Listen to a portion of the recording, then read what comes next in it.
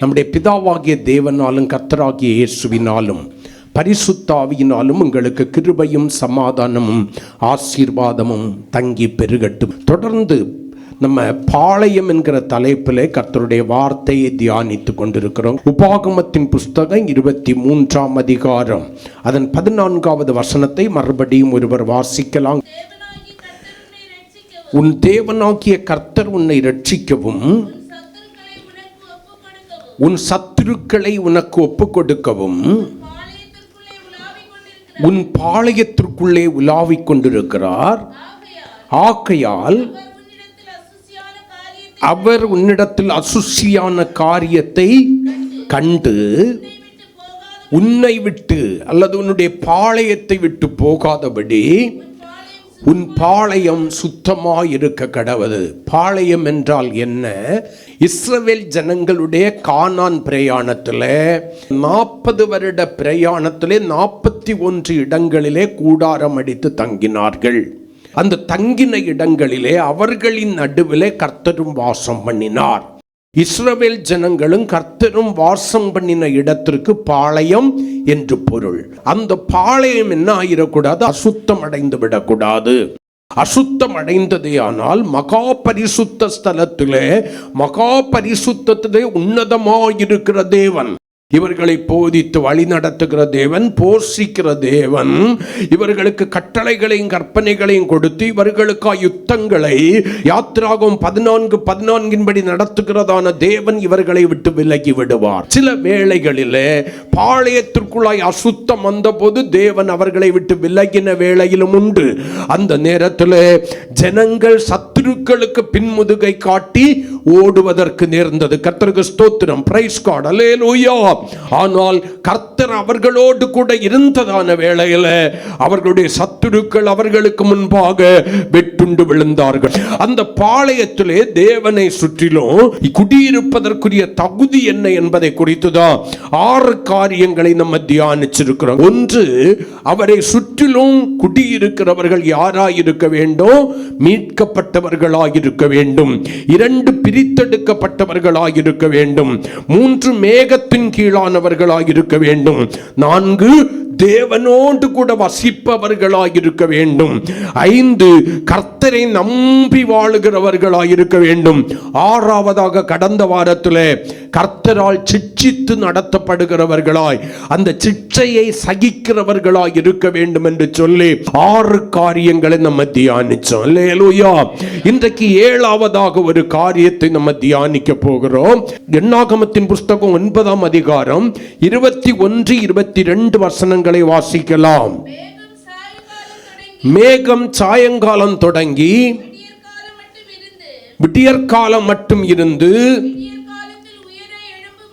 முதியற்காலத்தில் உயரே எழும்பும் போது உடனே பிரயாணப்படுவார்கள். பகலிலாகிலும் இரவிலாகிலும் மேகம் எழும்பும் போது பிரயாணப்படுவார்கள்.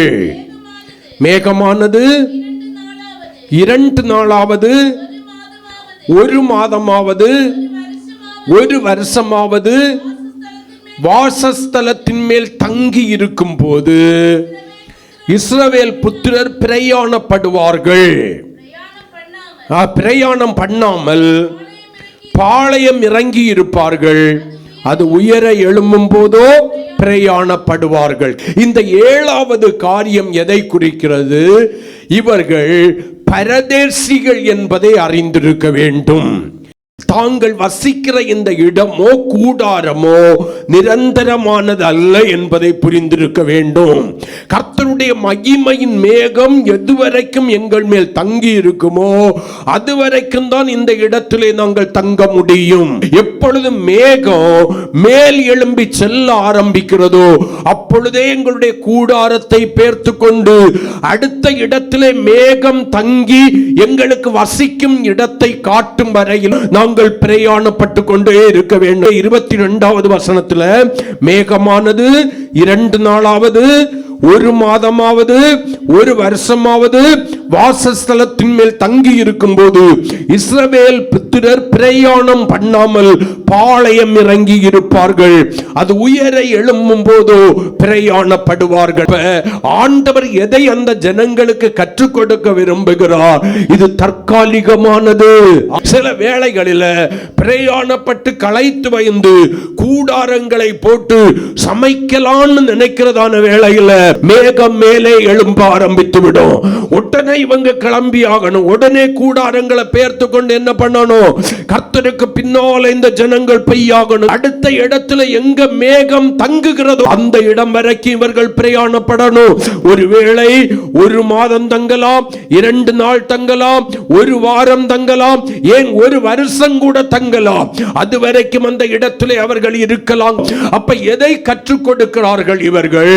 அவர்கள் அரதேசிகளும் பரதேசிகளும் என்பதை, இந்த உலகத்தின் காரியம், இந்த உலகத்தின் நன்மைகள் எங்களுக்கு தற்காலிகமானவைகள் என்பதை அவர்கள் புரிந்திருக்க வேண்டும். பரதேசிகள் என்றால் என்ன? நாங்கள் இந்த தேசத்தை சார்ந்தவர்கள் அல்ல, பிரதேசத்தை சார்ந்தவர்கள். அதுக்கு அர்த்தம் என்ன? எதுவும் எங்களுக்கு நிரந்தரம் இல்லை. நம்ம என்ன நினைச்சுக்கிட்டு இருக்கிறோம்? எல்லாம் நமக்கு நிரந்தரமானது என்று நினைத்துக் கொண்டிருக்கிறோம். இந்த உலகத்தில் நீங்கள் அனுபவிக்கிற எந்த நன்மைகளும் உங்களுக்கு நிரந்தரமானது அல்ல. உங்க வீடுகள் உங்களுக்கு நிரந்தரமானது அல்ல. உங்கள் குடியிருப்புகள் உங்களுக்கு நிரந்தரமானது அல்ல. உங்கள் வஸ்து வகைகள் உங்களுக்கு நிரந்தரமானது அல்ல. ஒரு நாள் இஸ்ரவேல் ஜனங்களுடைய கூடாரங்களை விட்டு மேகம் எழும்பினதை போல கர்த்தருடைய நாள் வருகிறதான வேளையிலே இந்த உலகத்தில் இருக்கிற எல்லாவற்றையும் விட்டு, ஒருவேளை மரணம் என்கிற ஒன்று உங்களுக்கு தேடிடுகிறதான வேளையில எல்லாவற்றையும் விட்டு, அல்லது இயேசு கிறிஸ்துவினுடைய வருகை என்கிற ஒன்று வருகிறதான வேளையில எல்லாவற்றையும் விட்டு நீங்களும் நானும் கடந்து செல்வதற்கு எப்பொழுதும் ஆயத்தமாயிருக்க வேண்டும். தேவனுடைய பிள்ளைகளுக்குள்ளாய் ஒரு உணர்வு இருக்க வேண்டும். பிலிப்பியருக்கு எழுதின நிருபம் 3ஆம் அதிகாரம் 20வது வசனத்திலே அப்போஸ்தலனாகிய பவுல் நமக்கு அதை கற்றுக் கொடுக்கிறார். வாசிக்கலாம். நம்முடைய குடியிருப்போ பரலோகத்தில் இருக்கிறது. ஆமென் சொல்லுங்களேன். நம்முடைய குடியிருப்பு பூலோகத்திற்குரியது அல்ல. பூலோகத்தில் நம்ம இருக்கிற நாட்கள் நிரந்தரமானவைகள் அல்ல, தற்காலிகமானது. மேய்ப்பனுடைய கூடாரத்தை மேய்ப்பன் பெயர்த்து கொண்டு போகிறதை போல நாம் போக வேண்டிய ஒரு நாள் வரும். வாசிக்கலாம். அங்கே இருந்து, எங்கே இருந்து? நிரந்தரமான குடியிருப்பாகிய பரலோகத்திலிருந்து கர்த்தராயிருக்கிற கிறிஸ்து என்னும் இரட்சகர் வர எதிர்பார்த்து கொண்டிருக்கிறோம். அல்லேலூயா. ஆண்டவருடைய பிள்ளைகளுடைய இருதயத்துல இந்த எண்ணம் கண்டிப்பா இருக்கணும். இந்த உலகத்துல எதுவுமே எனக்கு என்ன இல்ல, நிரந்தரமானது அல்ல, தற்காலிகமானது. என் ஆத்துமாவே நீ அநேக நாட்களுக்கு புசித்து குடித்து கர்த்தருக்கு ஸ்தோத்திரம் சந்தோஷமாயின்னு சொல்லி களஞ்சியத்தை இடிச்சு பெரிதாக்கி கடைசி வரைக்கும் நானும் என் குடும்பமும் சுகமா வாழணும்னு சொல்லி எவ்வளவு பேங்க் பேலன்ஸ் வைத்திருந்தாலும், ஏக்கர் கணக்கில் சொத்து வச்சிருந்தாலும், எத்தனை வீடு வச்சிருந்தாலும், வஸ்து வகைகள், நாணயங்கள் வகைகள் எவைகளை சேர்த்து வைத்திருந்தாலும் அவைகள் உங்களுக்கு என்ன இல்ல, நிரந்தரமானவைகள் அல்ல. அவைகளை எடுத்துக்கொண்டு போவதற்கு உங்களுக்கு அனுமதி இல்ல. வேதம் சொல்கிறதை பாருங்கள். 1 தீமோத்தேயு 6ஆம் அதிகாரம் 7வது வசனத்தை கொஞ்சம் வாசிங்க. உலகத்திலே நாம் ஒன்றும் கொண்டு வந்ததில்லை. இன்னைக்கு நம்ம அநேக பேருக்கு நினைப்பு என்ன, எல்லாம் நம்ம வரும்போது கொண்டு வந்தோம், ஒன்றும் கொண்டு வந்ததில்லை. இதிலிருந்து என்பது எதை குறிக்கிறது? நீங்கள் வாழுகிற உலகத்திலிருந்து நாம் ஒன்றும் கொண்டு போவதும் இல்லை என்பது நிச்சயமாயிருக்கிறது. அப்ப என்ன வேணுமா? இந்த உலகத்தில் இருக்கும் வரைக்கும் உண்ணவும் உடுக்கவும் நமக்கு உண்டாயிருந்தால் அது போதும் என்று இருக்க கடவோம் என்று சொல்லி அப்போஸ்தலனாகிய பவுல் தீமோத்தேயுவை கொண்டு கர்த்தருடைய வார்த்தையை சபைக்கு கொடுக்கிறார். என்னை கேட்கிற எனக்கு பிரியமான தேவனுடைய பிள்ளையே, நாம் ஒன்றும் கொண்டு வந்ததும் இல்லை, கர்த்தருக்கு ஸ்தோத்திரம், ஒன்றும் கொண்டு போவதும் இல்லை என்கிற அறிவு நமக்கு வேணும். எதை நாம் கொண்டு வந்தோம்? கொண்டு போவதற்கு ஒன்றும் கொண்டு வரவில்லை. உலகத்தில் நீங்கள் வாழும்படி கர்த்தரால் கொடுக்கப்பட்டவை நன்மைகள், இலவசமாய் கொடுக்கப்பட்ட ஆசீர்வாதங்கள். இந்த கல்வியை கொண்டு பரலோகத்துக்கு போக முடியுமா? இல்ல நரகத்துக்கு போக போறியா? கொண்டு போக முடியாது. வேலையை கொண்டு போக முடியுமா? முடியாது. வசதி வாய்ப்புகளை கொண்டு போக முடியுமா? முடியவே முடியாது. சங்கீதக்காரன் 49ஆம் சங்கீதம் 6ஆம் வசனத்திலையும் 17வது வசனத்திலையும் சொல்கிற ஒரு சத்தியம் இருக்கிறது. வாசிக்கலாம். தங்கள் செல்வத்தை நம்பி தங்கள் திரளான ஐஸ்வர்யத்தினால் பெருமை பாராட்டுகிற, தங்கள் செல்வத்தை நம்பி தங்கள் திரளான ஐஸ்வர்யத்தினால் பெருமை பாராட்டுகிற 17வது வசனத்துக்கு போயிருவோம். அவன் மரிக்கும் போது ஒன்றும் கொண்டு போவதில்லை, அவன் மகிமை அவனை பின்பற்றி செல்வதும் இல்லை. அவன் இந்த உலகத்திலிருந்து ஆண்டவருடைய வருகையில எடுத்துக்கொண்டாலும் சரி, அல்லது சரீர பிரகாரமான மரணத்தை அடைந்தாலும் சரி, அவன் கொண்டு போவது இல்லை. அவன் இந்த உலகத்தில் வாழ்ந்த சேர்த்து வைத்த மகிமை ஏதொன்றும் அவனோடு கூட போவதில்லை. அப்ப நம்ம எப்படி வந்தோமோ அப்படிதான் போக முடியும். யோபு நமக்கு அழகா சொல்லி தருவாரு. வாசிக்கலாம். யோபுவின் புஸ்தகம் 1ஆம் அதிகாரம் 21வது வசனத்தை கொஞ்சம் வாசிங்க. யோபு என்ன சொல்றாருன்னு பார்க்கலாம். நல்லா கவனிங்க. நல்லா அறிந்திருந்தா இந்த மகன் யாரு தெரியுமா? ஊஸ் தேசத்திலே பெரிய ஐஸ்வர்யவான், பெரிய மனிதன், ஒலிமுக வாசலில் இருப்பதற்கு தகுதி பெற்ற ஒரு பெரிய மனிதன். ஜனங்கள் எல்லாம் அவனை கண்டோடனே தோள்ல கிடக்கிற துண்டை எடுத்து இடுப்புல கட்டிக்கிட்டு இருப்பாங்க. அப்படிப்பட்ட மகிமையும் கனமும் நிறைந்த ஒரு மனிதன், ஐஸ்வர்யமும் கனமும் நிறைந்த ஒரு மனிதன். இந்த மனிதன் இப்ப சொல்றான் 21வது வசனத்துல, நிர்வாணியா என் தாயின் கற்பத்திலிருந்து வந்தேன். நிர்வாணியா வந்தேன். நிர்வாணியாய் வந்தேங்கிறதுக்கு அர்த்தம் என்ன? வெறுமையாய் ஒன்றும் இல்லாதவனாய் வந்தேன், நிர்வாணியாய் அவ்விடத்திற்கு திரும்புவேன்.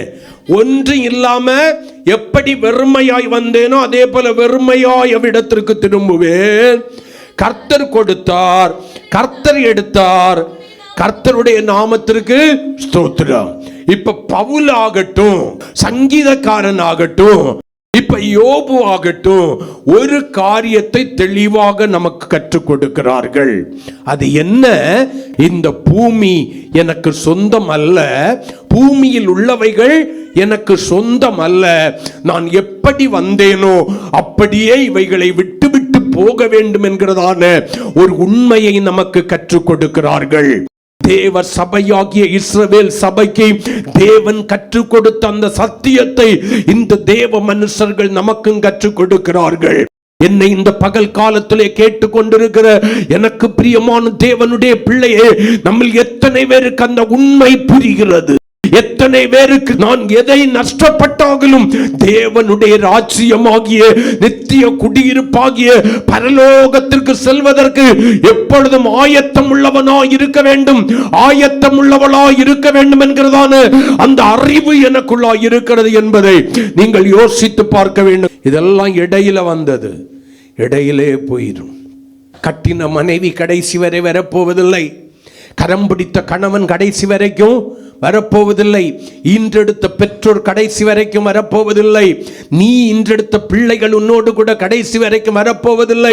குறித்த காலத்தில் மேகம் எழும்புகிறதான வேளையில் பரதேசியாய் இருக்கிற நான், அந்நிய தேசத்திற்கு சொந்தக்காரனாய் இருக்கிற நான், அந்நிய தேசத்திற்கு சொந்தக்காரியாய் இருக்கிற நான், வெறுமையாய் வந்தது போலவே வெறுமையாய் அந்த இடத்திற்கு போவேன் என்கிற அறிவோடு கூட இருப்பீர்களே. ஆனால் தேவன் தந்தவைகள் போதும் என்கிற அறிவு நமக்குள்ளால இருக்கும். அவர் என்னை எந்த நிலைமையில் வைத்திருந்தாலும் மனரம்யமாயிருக்க கற்றுக்கொண்டேன் என்கிற தெளிவு உங்களுக்குள்ளால இருக்கும். பணம் பணம் பணம்னு பணத்துக்கு பின்னாலே போக மாட்டீங்க. ஆஸ்தி ஆஸ்தி ஆஸ்தின்னு சொல்லிக்க பின்னாலே போக மாட்டீங்க.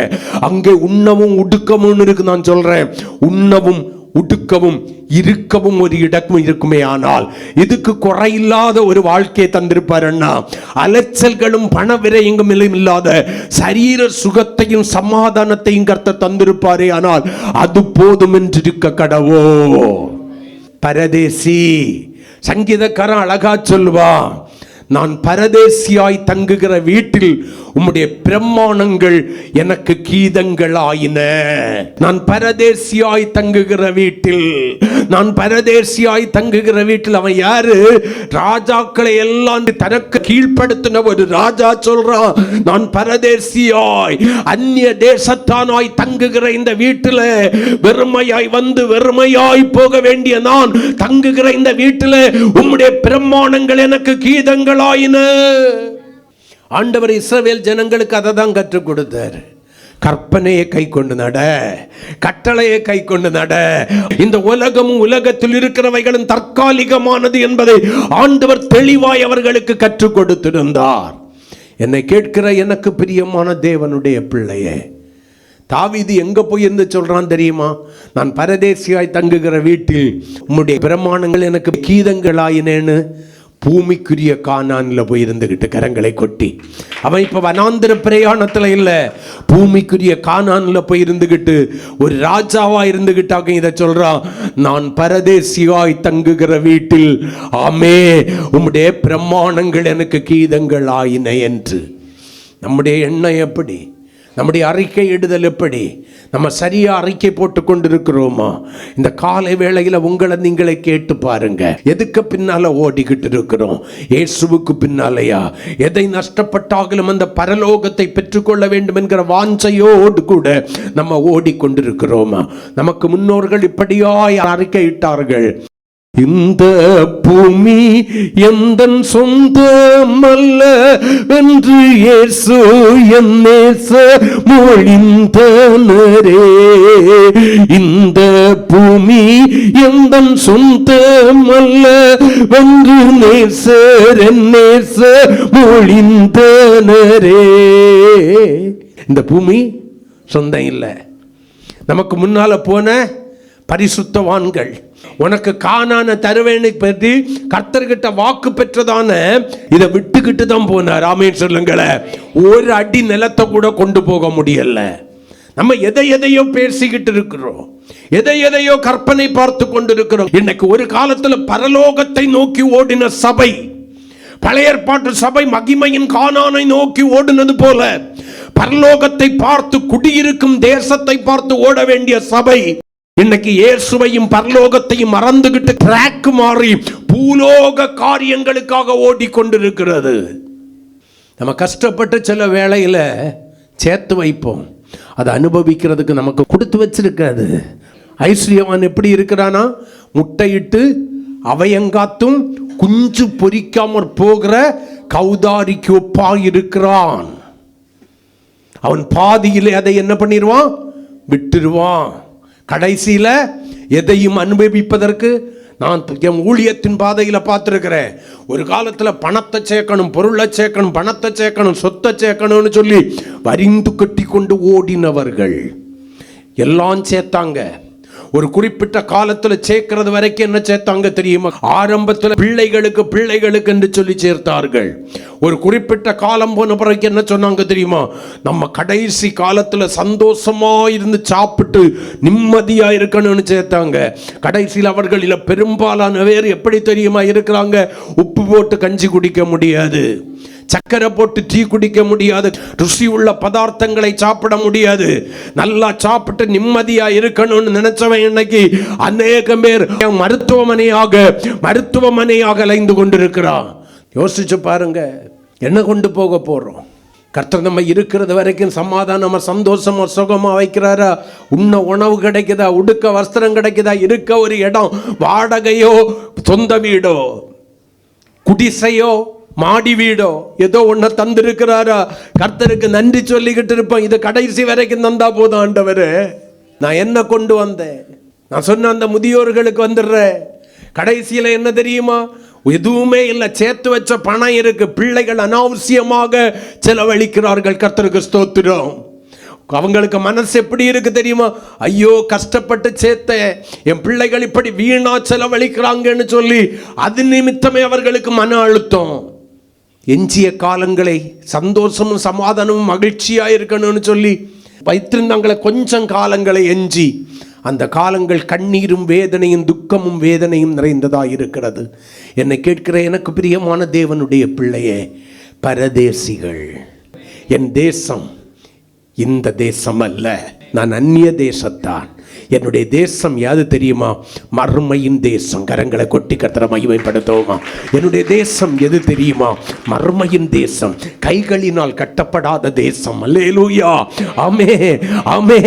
சூரியன் வெளிச்சம் கொடுக்காத தேசம், சந்திரன் வெளிச்சம் கொடுக்காத தேசம், கர்த்தரே வெளிச்சமாய் இருக்கிற ஒரு தேசம், கண்ணீர் இல்லாத தேசம், வியாதி இல்லாத தேசம், பசி இல்லாத தேசம், துக்கம் இல்லாத தேசம், சந்தோஷமும் மகிழ்ச்சியும் நிறைவான சம்பூரணமான ஆசீர்வாதங்கள் நிறைந்த தேசத்திற்காக கர்த்தர் உன்னையும் என்னை அழைத்திருக்கிறார். புரிந்து கொள் சபையே. நம்ம இந்த உலகத்திற்குரிய காரியங்களுக்கு முக்கியத்துவம் கொடுத்து உலகத்தை தேடிக்கிட்டு இருக்கிறோம். எல்லாம் அழிவுக்குரியது. உலகத்தில் உள்ளவைகளிலும் அன்பு கூறாதிருங்கள் என்று சொல்லி வேதம் நமக்கு சொல்லுகிறது. இந்த காலை வேளையில் என்னை கேட்கிற எனக்கு பிரியமான தேவனுடைய பிள்ளை, ஆதியாகமம் 15:13 ஆண்டவர் சொல்லும் போது ஆபிரகாம் கிட்ட ஒரு வார்த்தை சொல்லுவார். வாசிக்கலாம். ஆபிரகாமுக்கு கானானை தருவேன்னு சொல்லிட்டார். இப்ப ஆண்டவர் சொல்றாரு, அப்பொழுது அவர் ஆபிரகாமை நோக்கி, உன் சன்னதியார் தங்களுடையது அல்லாத அந்நிய தேசத்துல எப்படி இருப்பாங்க? பரதேசிகளாயிருந்த அத்தேசத்தாரை சேவிப்பார்கள் என்றோ, அவர்களால் 400 வருஷம் உபத்திரவப்படுவார்கள் என்றும் நீ நிச்சயமாய் அறிய கடவாய். அந்நிய தேசத்துல எப்படி இருப்பாங்க? பரதேசிகளாய் இருப்பார்கள். நம்ம வீட்டுக்குள்ளால, நம்ம குடும்பத்துக்குள்ளால, நம்ம சபைக்குள்ளால சிலர் ஃபாரின்ல இருக்கிறாங்கிற பெருமை நமக்கு. எங்க இருக்கிறாங்க? வெளிநாட்டில் இருக்கிறாங்க. இங்க எதுவும் நிரந்தரம் இல்லை. உன் வருமானம் நிரந்தரம் இல்லை, எதுவும் நிரந்தரம் இல்லை. காலம் மாறிக்கொண்டே இருக்கும். ஆமென் சொல்லுங்களேன். அப்ப எல்லாம் நீ ஒன்னு அறிக்கை இடணும், நான் பரதேசி, வெறுமையாய் வந்தேன், வெறுமையாய் போவேன். அல்லேலூயா. இந்த உலகத்துல வாழ்ற நம்ம எல்லாரும் வருங்காலங்களை பயங்கரமா திட்டம் தீட்டுகிறோம். நாம் பெற்ற கற்றத்தை என்னுடைய பிள்ளை பெற்றிடக்கூடாதுன்னு எல்லாம் திட்டம் தீட்டுகிறோம். ஆனால் எனக்கு பிரியமான தேவனுடைய பிள்ளையே, நீ எங்கே உன்னுடைய நித்தியத்தை கழிக்க போகிறாய்? பரலோகத்திலா, நரகத்திலா? எங்கேயாவது ஒரு இடத்துல நீ கழித்துதான் ஆக வேண்டும். பூலோகத்தில் நிரந்தரம் அல்ல உனக்குங்க. ஒன்னி நரக நிரந்தரம், இல்லைன்னா பரலோக நிரந்தரம். எந்த இடத்துல வாழ்றதுக்கு நீ ஆயத்தமாக்கி கொண்டிருக்கிறேங்கிறதா முக்கியம். பரதேசிகளாய் வாழ்வார்கள். 17ஆம் அதிகாரம் 8வது வசனத்தை கொஞ்சம் வாசிங்க. நீ பரதேசியாய் தங்கி வருகிற கானான் தேசம் முழுவதையும். கானானை யாருக்கு கொடுத்து போயினாரு? ஆபிரகாமுக்கு கொடுத்து போயினார். அந்த ஆபிரகாமை பார்த்து சொல்றாரு, நீ பரதேசியாய் தங்கி வருகிற கானான் முழுவதையும் உனக்கு முன் பின்வரும் உன் சன்னதிக்கு நித்திய சுதந்திரமாக கொடுத்து நான் அவர்களுக்கு தேவனாய் இருப்பேன் என்றார். ஆனா அந்த கானான் ஃபுல்லா இப்ப இஸ்ரவேல் ஜனங்களுடைய கரத்துல இருக்கா? இல்ல, ஒரு சின்ன பகுதி மட்டும். எதிரிகள் அவர்களை பார்த்து என்ன சொல்லுகிறார்கள்?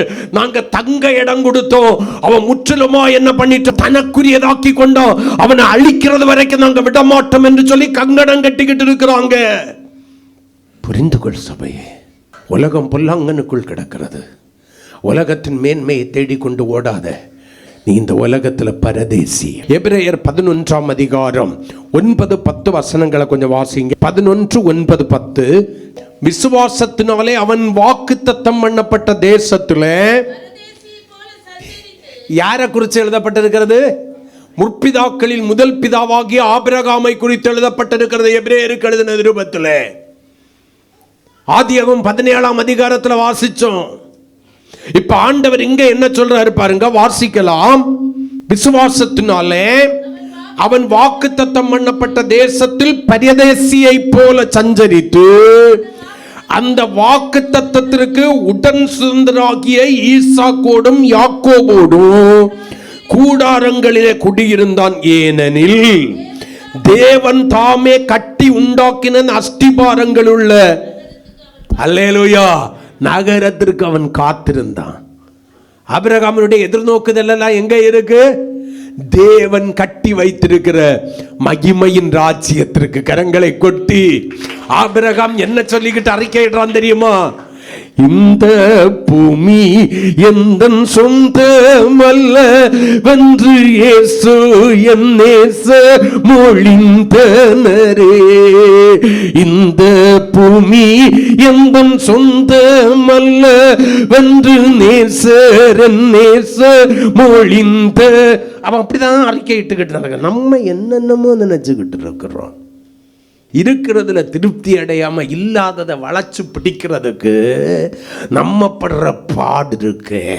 இருக்கிறதையும் பறக்க விட்டுக்கிட்டு கடைசியில பிடிக்க போனதும் கிடைக்காம இருந்ததும் இல்லாம ரெண்டும் கட்ட நிலைமையில இருந்து, ஆண்டவரே உமக்கு கண் இருக்கா, உமக்கு மூக்கு இருக்கா, உமக்கு வாய் இருக்கா, நான் உண்மைதானே சேவிக்கிறேன், நீர் ஏன் ஆண்டவரே எனக்கு இப்படி சொல்லி. ஆண்டவர் அப்படி சொன்னாரா?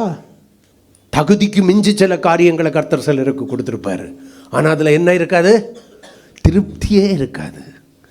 எவனோ ஒருத்தன் சொல்லுவான், உனக்கு இருக்கிற திறமை மட்டும். எவ்வளோ ஒருதி சொல்லுவா, உனக்கு இருக்கிற திறமை மட்டும் எனக்கு இருந்துருச்சுன்னா நான் இன்னைக்கு அப்படி பண்ணியிருப்பேன், இப்படி பண்ணி. உடனே இவங்களுக்குள்ளால ஒன்று வரும், ஆமாம் நமக்குள்ளால திறமை இருக்கு.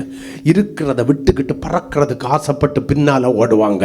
அது உனக்கு ஒரு டாட்டா, உன் கொப்பனுக்கு ஒரு டாட்டான்னு சொல்லிட்டு அது போகும். கர்த்தருக்கு சோத்திரம். இவன் இருந்ததையாவது திரும்ப எடுத்துக்கலான்னு வரும். அதுவும் இல்லை, இதுவும் இல்லை. இருக்கிறதுல திருப்தி அட. கத்த தந்த ஜீவன் போதும். ஆமென் சொல்லுங்களேன்.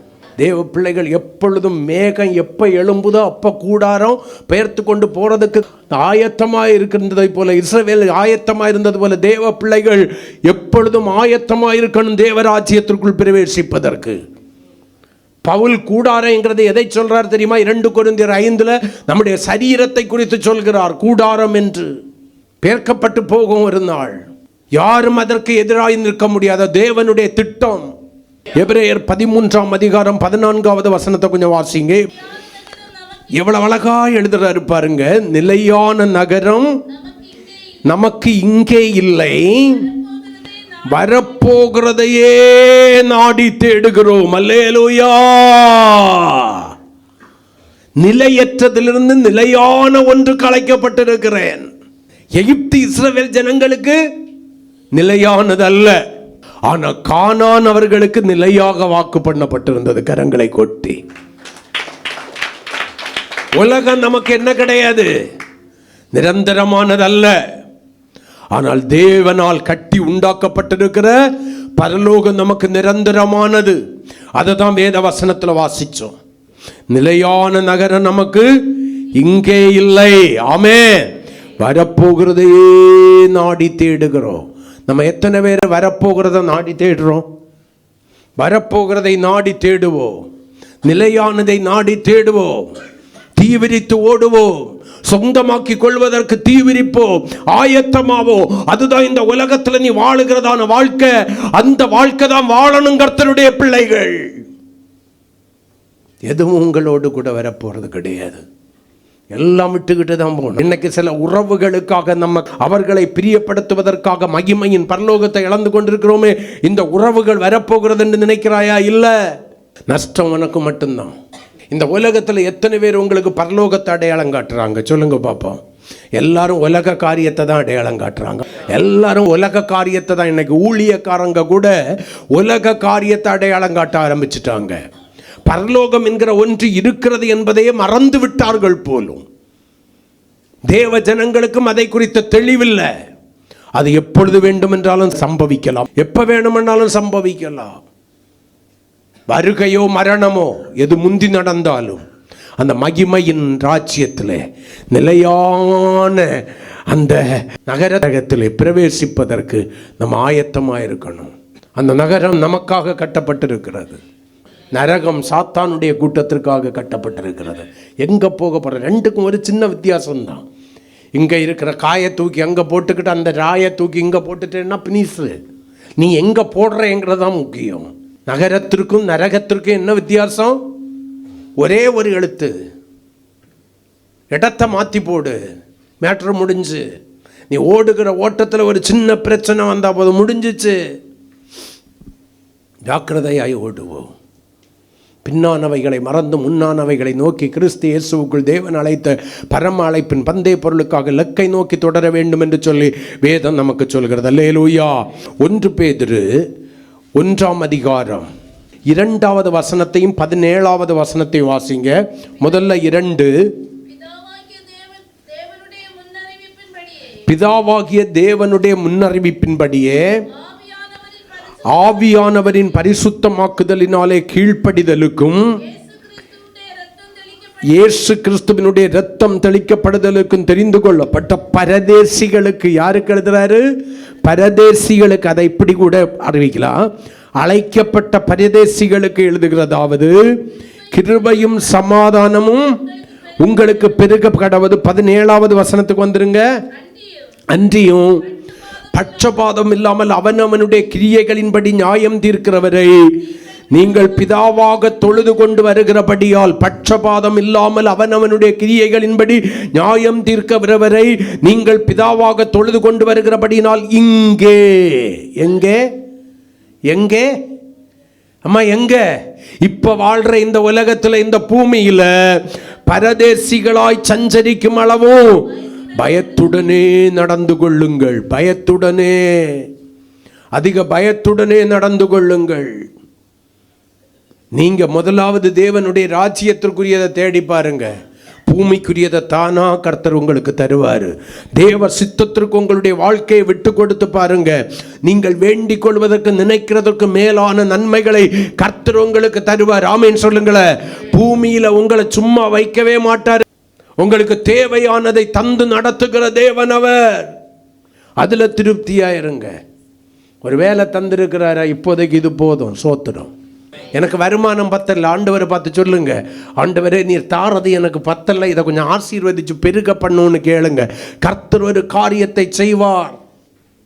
தர்ற கொஞ்சத்துல உண்மையா இருந்து பாருங்க. அநேகத்தில் உன்னை அதிகாரியாக மாற்றுவதற்கு கர்த்தர் போதுமானவர். அவர் மர்மையில் ஆசீர்வதிக்கிறவர் மட்டுமல்ல, இம்மையிலும் மர்மையிலும் நூறத்தனையாய் ஆசீர்வதிக்கிற தேவன். அல்லேலூயா. அவரை அண்டி கொண்டிருக்கிறவர்களை குறைவில்லாமல் நடத்துகிற தேவன். அவர் ஒத்தாசையின் பர்வதம். ஆமென் சொல்லுங்களேன். பரத்தின் பலகணிகளை திறந்து இடங்கொள்ளா மட்டும் ஆசீர்வதிக்கிற தேவன். ஆனா அதுக்கு நீ நானும் தகுதி உடையவர்களாய் மாறணும். தகுதியை இழந்துகிட்டு முற்றுறதுல ஒரு பிரயோஜனமும் இல்லாம சொல்லக்கூடாதா? அல்லேலூயா. கடைசி 2ஆம் அதிகாரம் 11வது வசனத்தை கொஞ்சம் வாசிங்க. பிரியமானவர்களே, அந்நியர்களும் பரதேசிகளுமாயிருக்கிற நீங்கள், நல்ல கவனிங்க. பேதுரு என்ன சொல்லி கொடுக்கிறாரு பாருங்க சபைக்கு. இங்க முதல்ல நம்ம என்ன வாசிச்சோங்கிறதை இங்க யோசிச்சு அந்த வசனத்தோடு கூட இணைத்து பாருங்க. பிரியமானவர்களே, அந்நியர்களும் பரதேசிகளுமாய் இருக்கிற நீங்கள் ஆத்துமாவுக்கு விரோதமாய் போர் செய்கிற மாம்ச இச்சைகளை விட்டு விலகி. அந்நியரும் பரதேசிகளுமாய் இருக்கிற நீங்கள் உங்களுடைய ஆவிக்குரிய வாழ்க்கைக்கு விரோதமாக போர் செய்கிற, பரலோகத்திற்கு போக முடியாதபடிக்கு உங்களுக்கு விரோதமாக யுத்தம் செய்கிற மாம்ச இச்சைகளை விட்டு விலக வேண்டும் என்று சொல்லி பேதுரு சபைக்கு போதிக்கிறார். தேவ பிள்ளைகளுக்குள்ள ஒரு சிந்த வரணும். கர்த்தர் தருகிறவைகள் போதும். ஏவா 6 சாரி எடுத்திருக்கா, உனக்கு ஒன்று தான் தந்தாரா, சோத்திரம். தரலையா, அதுக்காகவும் சோத்திரம். உனக்கு ஒன்று கூட இல்லைன்னா சொல்லு, நான் அந்த 2 எடுத்து தாரேன். நீ இல்லாம இருக்கண்டா, முருவிக்கிட்டு இருக்காத. எதுலையும் திருப்தி இல்லை. மற்றவங்களுக்கு ஒப்பிட்டு உன் வாழ்க்கையை பார்க்காத.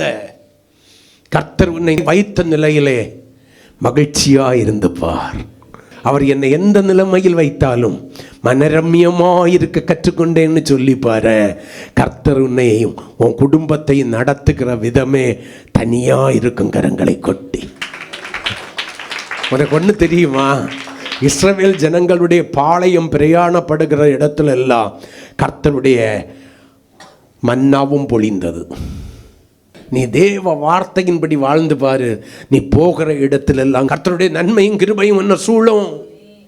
ஆனா தேவ சித்தத்தை விட்டு, அவருடைய பாளையத்தை விட்டு வெளியே போயிட்டேன்னு வச்சுக்கைய, மன்னா அங்க வராது, வெளிச்சம் அங்க வராது, அக்னி ஸ்தம்பமும் வராது, மேக ஸ்தம்பம் வராது, ஏதொன்று வராது. தேவ பாதுகாவல் இருக்காது. கர்த்தருடைய மகிமையின் மேகம் எந்த இடத்துல தங்குதோ அங்கதான் நீ தங்கணும். கர்த்தர் உன்னை எப்படி நடத்துகிறாரோ அப்படி நடப்பதற்கு நீ கற்றுக்கொள்ள வேண்டும். அதான் தேவன் உன்னிடத்தில் விரும்புகிறது. அதற்கு விரோதமாக உனக்குள்ளால கிரியை நடப்பிக்கிறது என்ன? உன்னுடைய மாம்ச இச்சைகள். சுயமாய் சிந்திக்கிறாய். உன்னுடைய சுய இச்சைகளை நிறைவேற்றுவதற்கு நான் தீவிரிக்கிறாயே தவிர தேவ சித்தம் உன்னுடைய வாழ்க்கையிலே நிறைவேறுவதற்கு நீ உன்னுடைய வாழ்க்கையை விட்டு கொடுப்பதில்லை. அவர் எனக்காய் ஆயத்தம் பண்ணி வைத்திருக்கிறவைகள் உண்டு. கடைசியா ஒரே ஒரு வசனம், இந்த வசனத்தை வாசித்து முடிச்சிருவோமே. 1 கொரிந்தியர் 2:9 நீங்க வாசிக்கும் போது வேதம் சொல்கிறது, கர்த்தர் தம்மிடத்தில் அன்பு கூறுகிறவர்களுக்கு ஆயத்தம் பண்ணினவைகளை அவர்களுடைய கண்கள் காணவில்லை, காதுகள் கேட்கவில்லை, இருதயம் சிந்தித்து உணரல்ல. அன்பு கூறுகிறவர்களுக்கு. யார் அன்பு கூறுகிறவன்? அவருடைய கற்பனைகளையும் கட்டளைகளையும் கை கொண்டு அவருடைய பரிபூர்ணமான சித்தத்தை நிறைவேற்றி வாழுகிறவன் தான் அவரிடத்திலே அன்பு கூறுகிறவன். ஆமென் சொல்லுங்களேன். அவனுக்கு ஆயத்தம் பண்ணின நன்மைகள் உண்டு. உனக்கு ஆயத்தம் பண்ணின நன்மைகள் உண்டு சபையே. உனக்கு கர்த்தரால் ஆயத்தம் பண்ணப்பட்ட நன்மைகள் உண்டு சபையே. அந்த நன்மைகள் நிச்சயமாக உனக்கு கிடைக்கும். நீ அவரிடத்திலே அன்பு கூர்ந்து கொண்டே இரு. ஆமென் சொல்லுங்களேன். ஹல்லேலூயா. அவர்களுடைய கற்பனையும் கட்டளைகளையும் கை கொள்வதிலே, நீ கற்றும் அறிந்தும் இருக்கிற சத்தியத்தை கை கொள்வதிலே ஒருபோதும் விட்டு விலகி விடாதே. எல்லா இடத்திலும் சத்தியத்திற்காக வைராக்கியமாய் நின்று பார். கர்த்தருக்காக வைராக்கியமாய் நின்று பார். கர்த்தர் உனக்காக வைராக்கியம் கொள்ளுவார். உன் சத்துருக்கள் நடுவிலே உன் தலையை உயர்த்துவார். ஆமே. நீ எந்த இடத்துல எல்லாம் தாழ்ந்தியோ அந்த இடத்துல எல்லாம் தலையை உயர்த்துவாரு. யாருக்கெல்லாம் நீ பாரமா மாறினியோ அவர்களுக்கெல்லாம் மகிமையின் கிரீடமாக விளங்குவாய். கரங்களை கொட்டி கர்த்தரை மகிமைப்படுத்துவோம். பாளையம் பரதேசிகள் தங்குகிற கூட்டம். அந்த பரதேசி என்று சொல்லி ஒத்துக்கொள்கிறவர்கள் மட்டும்தான் தேவனுடைய பாளையத்தில் வாசம் பண்ணி நிலையான நகரத்தை பெற முடியும். நம்முடைய வாழ்க்கையை விட்டு கொடுப்போம். கர்த்தர் நம்மை ஆசீர்வதிப்பார். முழங்கால் படியிடுவோம். பின்னானவைகளை மறந்து முன்னானவைகளை நோக்கி கிறிஸ்து இயேசுவுக்குள் தேவன் அழைத்த பரம அழைப்பின் பந்தய பொருளுக்காக இலக்கை நோக்கி தொடர்கிறவனாய் தொடர்கிறவனாய் சுய இச்சைகளை அழித்துவிட்டு பரதேசியாய் சஞ்சரிக்கும் அளவும் அதற்கு விரோதமாய் போர் செய்கிற மாம்ச இச்சைகளை விட்டு விலகி உங்களை தற்காத்து கொண்டு கர்த்தருடைய கிருபையிலே வளர்ந்து பெருகி நம்ம என்ன வாழ்க்கை வாழ்ந்துட்டு இருக்கிறோம்? நம்மள எத்தனை பேருக்கு நிறைய இருக்கு. இது நிரந்தரமானதல்ல. இந்த உலகத்தில் எதுவுமே நிரந்தரமானதல்ல. எல்லாம் மாறும். பிக்ஸ்டு பஸ்ட்ல வச்சிருக்கிறதான வட்டி விகிதங்கள் மாறும். மலை போல நம்பி இருக்கிறதான அந்த தங்கத்தில் விலை மாறுதல் வரும். எல்லாம் மாறும். உன் ஜாப்பில் மாறலாம், உன் வருமானத்தில் மாறலாம். ஆனால் கர்த்தரை நம்பி இருந்தேன்னா அவர் எல்லா நன்மைகளையும் பரிபூரணமாய் தருவார். இருக்கிறத கொண்டு சந்தோஷமாக வாழ்கிறது தான் வாழ்க்கை. இருக்கிறத கொண்டு சந்தோஷமா. இப்போ குடிக்க இருக்கா, சாப்பிட இருக்கா, உடுக்க இருக்கா, இருக்க ஒரு இடம் இருக்கா, போதும்.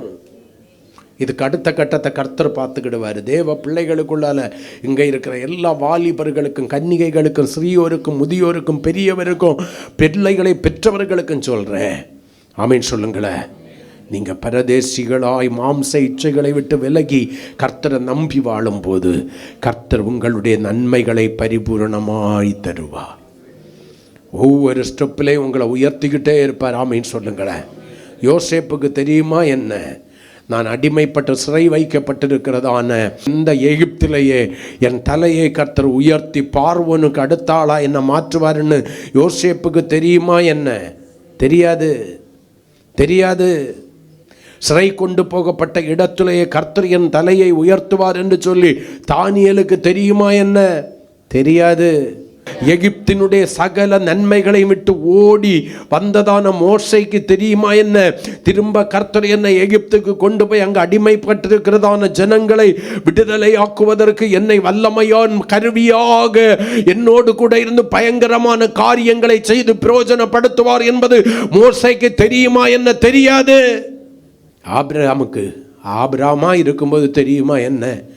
நான் திரளான ஜாதிகளுடைய தகப்பனா மாறுவேன்னு, நான் முற்பிதாக்களில் ஒருவனாய் மாறுவேன்னு தெரியுமா என்ன? தெரியாது. அடுத்தடுத்த கட்டங்களிலே அவர்கள் தங்களுடைய வாழ்க்கையை தேவ திட்டத்திற்கு இணைத்த போது கர்த்தர் அவர்களுடைய வாழ்க்கையை நடத்தி சென்றார். ஆமென் சொல்லுங்களேன்.